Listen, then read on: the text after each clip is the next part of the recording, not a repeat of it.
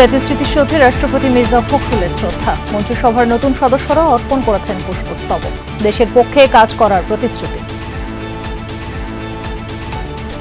জনগণের ভোটে আমাদের প্রধানমন্ত্রী জনাব তারেক রহমানের নেতৃত্বে আমরা এই দেশকে নতুন করে ইনশাআল্লাহ গড়ে তুলব। বাসাবাড়ি শিল্প কারখানা সবখানেই গ্যাসের ঘাটতি। নিরবিচ্ছিন্ন সরবরাহ চান উদ্যোক্তারা। 1 মাসে সম্ভব নয় জানালেন প্রধানমন্ত্রী।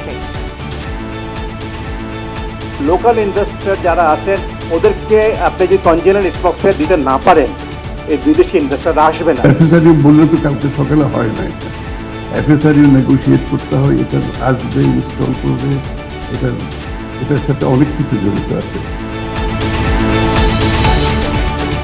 রাতারাতি ধনী হতে চিকিৎসকদের টার্গেট করছে সন্ত্রাসীরা, মন্তব্য স্বরাষ্ট্রমন্ত্রী। অপরাধীদের ধরতে না পারলে আইনশৃঙ্খলা বাহিনীর বিরুদ্ধে ব্যবস্থার হুঁশিয়ারি।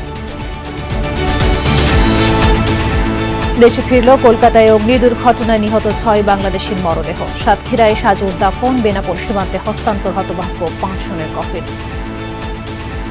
আমরা এইমাত্র লাশ হাতে পেয়েছি।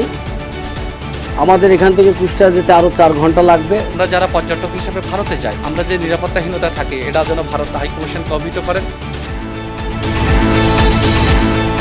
রাজধানীর মালিবাগে পুলিশের সামনে ব্যবসায়ীকে ইয়াবা দিয়ে ফাঁসানোর চেষ্টা। ফরচুন শপিং মলের পুরানো দ্বন্দ্বের জের, ধারণা পরিবারের।